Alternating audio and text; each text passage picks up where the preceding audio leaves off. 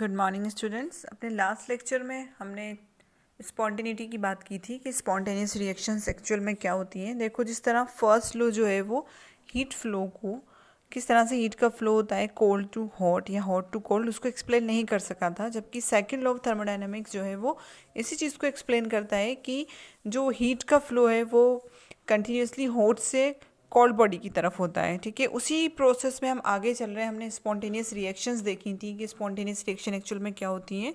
Spontaneous reaction that occur by itself, जो कि अपने आप होती हैं, वो स्पॉन्टेनियस रिएक्शन है। जैसे कि हम सिंपल सा एग्जांपल ले सकते हैं, इवापोरेशन ऑफ लेक वाटर। आप कह सकते हो कि लेक वाटर का इवापोरेशन होता है, तो ये स्पॉन्टेनियस रिएक्शन है जो विदाउट एनी एक्सटर्नल असिस्टेंस के बिना होती है, वो हमारी स्पॉन्टेनियस रिएक्शन होती हैं। ठीक है, और एक चीज़ और समझ में आती है कि जिस तरह आप हीट फ्लो करते हो, ठीक है, आप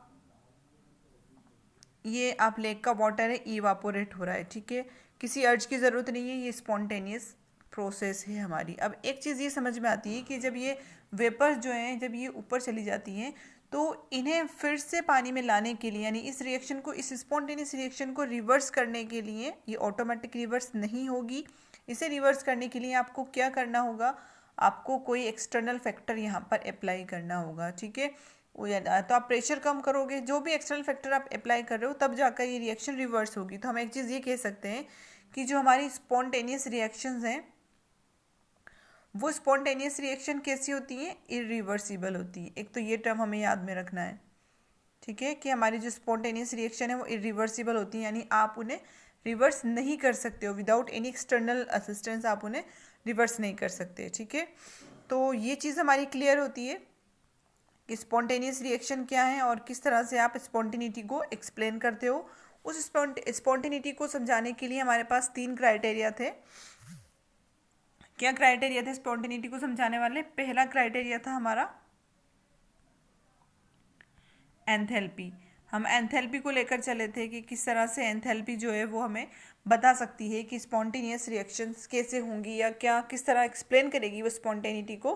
तो देखो, एंथैल्पी जो है वो स्पॉन्टेनिटी को नहीं एक्सप्लेन कर पा रही थी। उसको स्पॉन्टेनिटी एक्सप्लेन करने के लिए एक दूसरे फैक्टर की ज़रूरत पड़ी, जिसे हम नाम दे रहे हैं एंट्रोपी।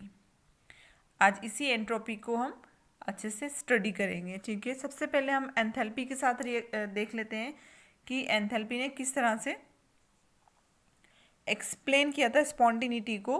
तो देखो, अगर एंथैल्पी आप देखो, एंथैल्पी के अकॉर्डिंग हमारी जो रिएक्शंस हैं वो, अगर एंथैल्पी का वैल्यू पॉजिटिव होता है तो रिएक्शन हमारी एंडोथर्मिक होती है। एंथैल्पी का वैल्यू नेगेटिव होता है तो रिएक्शन हमारी एक्सोथर्मिक होती है। हमने बहुत अच्छे से समझा था कल। ठीक है, अगर देखा गया कि पॉजिटिव, यानी कि जब एंथैल्पी का वैल्यू पॉजिटिव होता है, इट मीन्स कि हमारी जो हीट है वो अब्जॉर्ब की जाती है रिएक्शन में, यानी कि हमने हीट अब्जॉर्ब की, इट मीन्स रिएक्टेंट की एनर्जी हायर हो गई।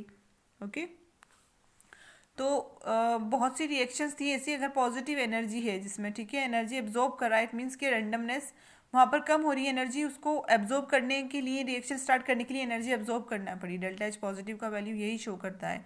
ठीक है, यानी जब तक एनर्जी उसने एब्जॉर्ब नहीं की थी तब तक वो रिएक्शन हो नहीं रही थी।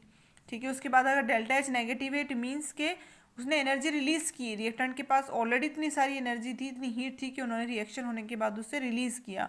तो बहुत से केसेस में देखा गया कि एक्सोथर्मिक रिएक्शंस जो थी वो हमारी स्पॉन्टेनियस रिएक्शन थी। कभी देखा गया कि कुछ एग्जाम्पल ऐसे देखे गए जिनमें देखा गया, जैसे कि यहाँ देख सकते हो आप, ये एंथैल्पी के अकॉर्डिंग एक्सप्लेन कर रहे थे। जैसे ये देखो, यहाँ पर डेल्टा एच नेगेटिव यानी एक्सोथर्मिक रिएक्शंस की एग्जांपल है। ये अमोनिया की फॉर्मेशन दी हुई है, ये रिएक्शन इसको स्पॉन्टेनियस बता रहे हैं। फिर उसके बाद कुछ डेल्टा एच पॉजिटिव वाली, जैसे कार्बन से कार्बन डिसल्फाइड बनने वाली जो रिएक्शन है, इसमें डेल्टा एच का वैल्यू पॉजिटिव, यानी ये एंडोथर्मिक रिएक्शन थी। इस रिएक्शन को भी बताया गया कि स्पॉन्टेनियस रिएक्शन है। तो एंथैल्पी एक मतलब एग्जैक्ट क्राइटेरिया नहीं था जो कि स्पॉन्टेनिटी को एक्सप्लेन कर सके। कभी एक्सोथर्मिक रिएक्शन स्पॉन्टेनियस थी, कभी एंडोथर्मिक रिएक्शन स्पॉन्टेनियस थी। तो एक नया फैक्टर हमने देखा, एंट्रोपी, जो कि बहुत अच्छे से एक्सप्लेन कर रहा है स्पॉन्टेनिटी को। तो इसी फ्लो में हम आगे चलते स्पॉन्टेनिटी एक बार एक्चुअल में समझेंगे कि क्या होता है। ओके, इसे समझने के लिए देखो, यहाँ पर 2 कंटेनर हैं, दो कंटेनर हैं। ठीक है, दोनों को सेपरेट किया हुआ है, इन पर दोनों में अलग अलग गैसेस फिल हैं। ओके। फिर जब आपने इनके बीच का सेपरेशन हटा दिया तो दोनों के गैस के मॉलिक्यूल्स क्या हो गए, मिक्स हो गए। ओके। जब इनके बीच में सेपरेशन था, दोनों गैस के मॉलिक्यूल मिक्स नहीं थे, तो आप इजीली पिक कर सकते थे कि आपने पिक किया इस सेक्शन में से तो आपको पर्टिकुलर एक गैस के मॉलिक्यूल मिलेंगे, इस सेक्शन में से किया तो आपको पर्टिकुलर दूसरी गैस के मॉलिक्यूल्स मिलेंगे। ठीक है। बट जब आपने मिक्सिंग कर दी और फिर आप गैस के मॉलिक्यूल पिक करना चाहते हो तो आपको नहीं पता कि इस बार आपके पास कौन से गैस के मॉलिक्यूल पिक करने वाले हो आप, क्योंकि गैस की मिक्सिंग हो चुकी है। ये चीज़ समझ में आती है। ठीक है। तो हम कह सकते हैं कि when the partition is withdrawn the gas begin to diffuse into each other and after a period of time diffusion will be complete. जब वो पूरी तरह से कंप्लीट हो गई तो देखा गया कि जो गैस के मॉलिक्यूल हैं उनकी उनमें डिफ्यूजन हो गया, यानी मिक्स हो गई और आप उनको पिकअप नहीं कर सके कि अच्छे से आप किस गैस का मॉलिक्यूल बाहर निकाल रहे हो कंटेनर में से। ओके। तो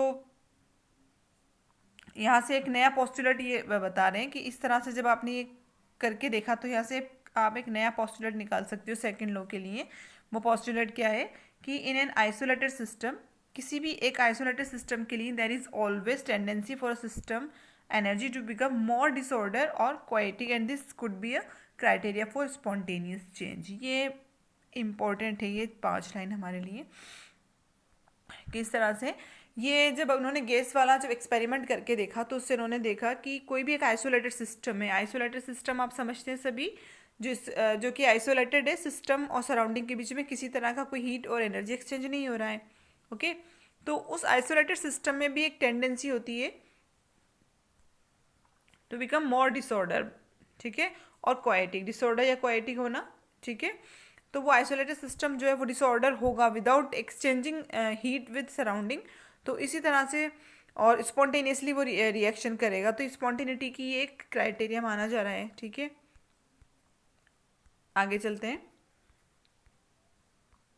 eight this point we introduce another thermodynamic function entropy. तो इस पॉइंट पर जब इन्होंने देखा कि आइसोलेटेड सिस्टम जो है उसमें डिसऑर्डर हो रहा है, ठीक है, वो आइसोलेटेड है, नहीं कर रहा वो किसी तरह का एक्सचेंज, फिर भी उसमें डिसऑर्डर हो रहा है, तो यहाँ पर एक नया थर्मोडायनेमिकल टर्म जो है वो इंट्रोड्यूस होता है जिसे हम एंट्रोपी कहते हैं, जिसे हम एस से डिनोट कर रहे हैं। ठीक है।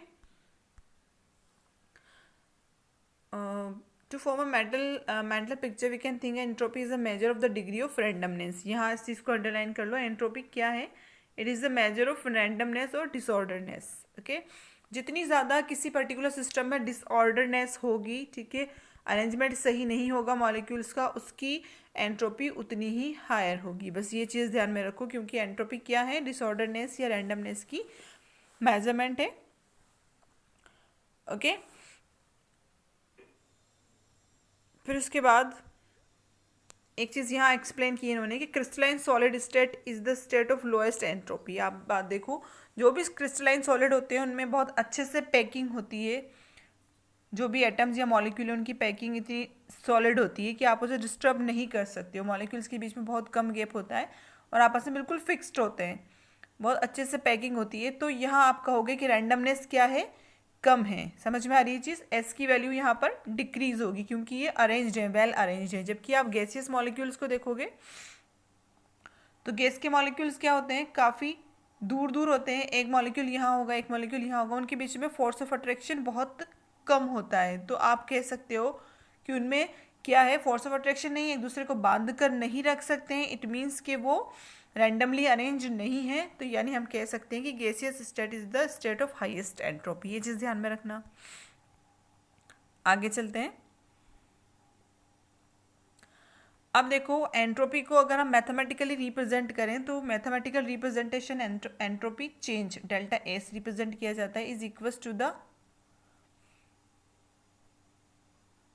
Q upon T. ये फॉर्मूला है, मैथमेटिकल रिप्रेजेंटेशन है एंट्रोपी चेंज का।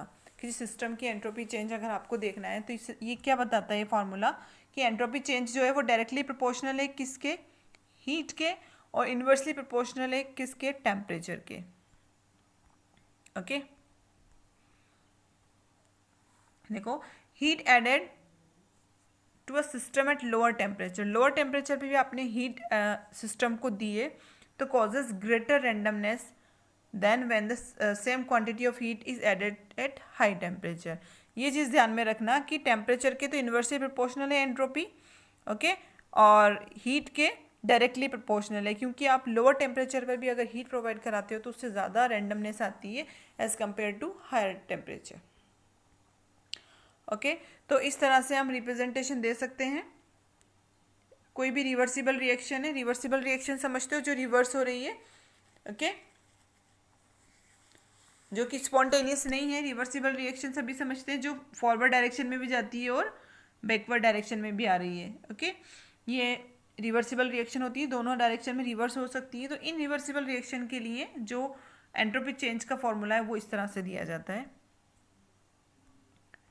The total entropy change for the system and surrounding of a spontaneous process is given by, यहाँ पर ये फॉर्मूला है जो टोटल एंट्रोपी चेंज को शो करता है, इसे ध्यान में रखना है, ठीक है। किसी भी रिवर्सिबल रिएक्शन के लिए टोटल एंट्रोपी चेंज इस फॉर्मूला से आप फाइंड आउट कर सकते हो। Delta S for total is equal to the delta S of system plus delta S of surrounding.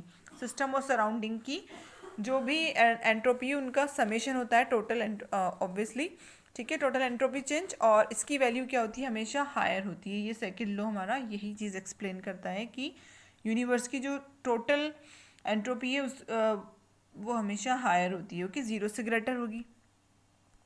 उसके बाद आगे चलते हैं। When a system is in equilibrium the entropy is maximum and the change in entropy will be zero. देखो अब system अगर equilibrium में है, इक्विलिब्रियम में है यानी कि जो भी आपकी टोटल एंट्रोपी है उसकी वैल्यू हायर होगी। कैसे होगी, क्योंकि सिस्टम इक्विलिब्रियम में जा रहा है, ओके। फॉरवर्ड और बैकवर्ड रिएक्शन में आपको सिस्टम आपका सिस्टम चल रहा है तो वहाँ पर एंट्रोपी चेंज क्या होगा, मैक्सिमम होगा, क्योंकि फॉर्मूला ही उसका क्या है, समेशन के थ्रू निकलता है। सिस्टम और सराउंडिंग की एंट्रोपी चेंज में समेशन करोगे तो आप टोटल एंट्रोपी क्या आ जाएगी, मैक्सिमम आ जाएगी। तो वहाँ एंट्रोपी चेंज क्या हो जाएगा, जीरो हो जाएगा, क्योंकि सिस्टम की भी सेम एंट्रोपी आ रही है और सराउंडिंग की भी सेम आ रही है, क्योंकि हमारी रिएक्शन कैसी है, रिवर्सिबल है, ओके। तो वहाँ पर डेल्टा एस का वैल्यू जीरो होगा। ये चीज़ ध्यान में रखना, इंपॉर्टेंट है ये, ठीक है। सिस्टम जब इक्विलिब्रियम में होता है तो डेल्टा एस क्या होता है, जीरो होता है, okay. We can say entropy for a spontaneous process increase till it reach maximum and at equilibrium the change in entropy is zero. ये लाइन आपको याद रखना है। तो इस तरह से आप शो करते हो, ओके।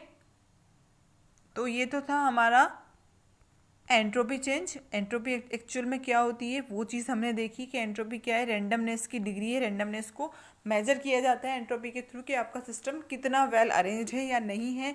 सॉलिड में आपने देखा कि एंट्रोपी, क्रिस्टलाइन सॉलिड में एंट्रोपी का वैल्यू हायर होता है, जबकि गैसियस सब्सटेंस होंगे तो उनमें सॉलिड में जो एंट्रोपी है यानी रैंडमनेस है वो लोअर होती है, जबकि गैसेस में एंट्रोपी का वैल्यू हायर होता है।